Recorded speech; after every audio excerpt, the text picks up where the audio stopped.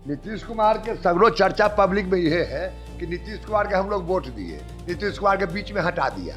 अभी जहां भी इलेक्शन होगा तो हाल ही होगा। दादा कल आपने देखा कि प्रशांत किशोर दादा जीत गए 19,000 कुछ वोटों से। दादा क्या कहिएगा इसके? इसमें नेता कोई नहीं जीतता हारता है, जनता जिसको जितवाता हो जीतता है। नीतीश कुमार के सगरों चर्चा पब्लिक में यह है कि नीतीश कुमार के हम लोग वोट दिए, नीतीश कुमार के बीच में हटा दिया।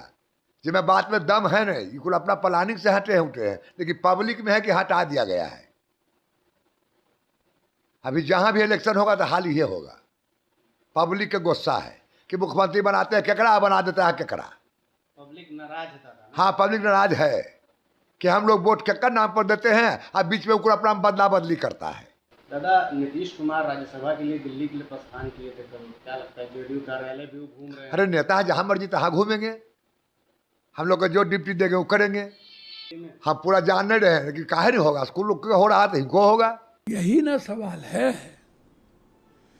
यह जीत जीएनजी की, यह जीत भगवान के साथ गद्दारी करने वालों के खिलाफ, यह जीत हनुमान को नचाने वालों के खिलाफ, यह जीत एक ऑप्शन नहीं था और विपक्ष खत्म हो चुका। विपक्ष के नेता मस्त, दिन में मस्त, रात में मस्त, उन्हें कोई लेना देना नहीं, ना आंदोलन से, ना संघर्ष से। यादवों के पास, मुसलमानों के पास, यूथ के पास, सीएनजी के पास कुछ भी नहीं था, ऑप्शन नहीं था। यह जीत बांकीपुर के बीजेपी के हार्डकोर ने वोट दे दिया। बीजेपी के हार्डकोर ने कहा कि मैं तो मंदिर गद्दार को नहीं दूंगा, और जीएनजी के खिलाफ गाली गलौज किए लोग। एक दिन भी जो जीते वो जीएनजी के पक्ष में तो गए नहीं, ना मंदिर चोरी के बारे में बोले। ये तो ऑप्शन के कारण यादव का वोट देना गलत था।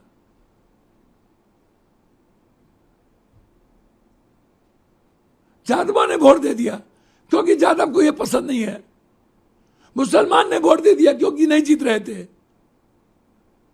यह किसी की जीत नहीं है, यह बांकीपुर की जनता ने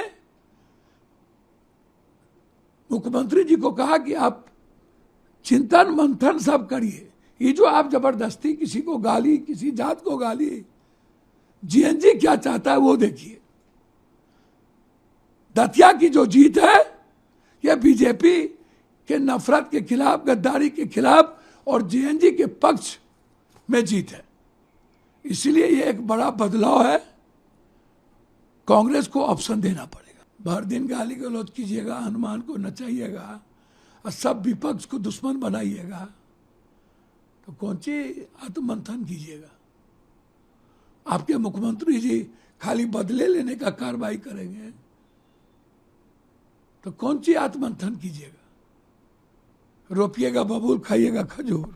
आज आप लोगों ने भी मुख्यमंत्री आवास का घेराव का आह्वान। एनएसयूआई और राहुल गांधी का एक ही सपना है, जो देश में जीएनजी के खिलाफ लोग कर रहे हैं, लड़ाई हो रही है, जो जीएनजी के बच्चों को तंग किया जा रहा है, वो नहीं चलेगा।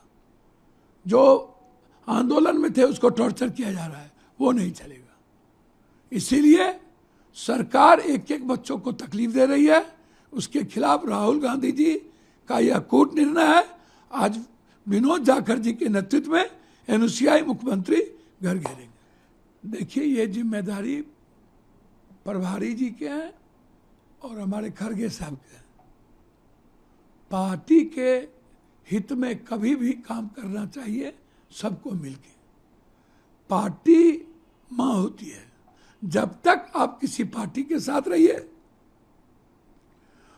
व्यक्तिवादी मत बनिए, पार्टी के लिए काम कीजिए। भैया एक बात समझिए, अब तमिलनाडु की जो राजनीति है वो बिल्कुल डिफरेंट राजनीति है हिंदी पट्टी से। और उदयनारायण निधि अपनी राजनीति को शालीनता से ही वो करते हैं। मैं हर राजनीति में इन्वॉल्व नहीं होगा। कावेरी जल विवाद का जो मुद्दा है ये लंबे समय से है और निश्चित रूप से वह प्रदेश के हित में जब कोई बात होती है, सत्ता में रहते हैं तो उसका चरित्र अलग हो जाता है और सत्ता के बाद विपक्ष का जो चरित्र है बिल्कुल अलग होता है। सत्ता का चरित्र ही एक समान है, आप ये समझ लीजिए। इसीलिए ये जो घटना बयान दे रहे हैं, मैंने इसको बहुत गौर से पढ़ा नहीं है, लेकिन मैं इतना जानता हूं कि बिल्कुल जो राजनीति है तमिलनाडु की वो बिल्कुल हीरोइज्म कैरेक्टर की राजनीति। वहाँ हीरो को भगवान मान लेना, हीरोइन को भगवान मान लेना, बिल्कुल डिफरेंट राजनीति करना,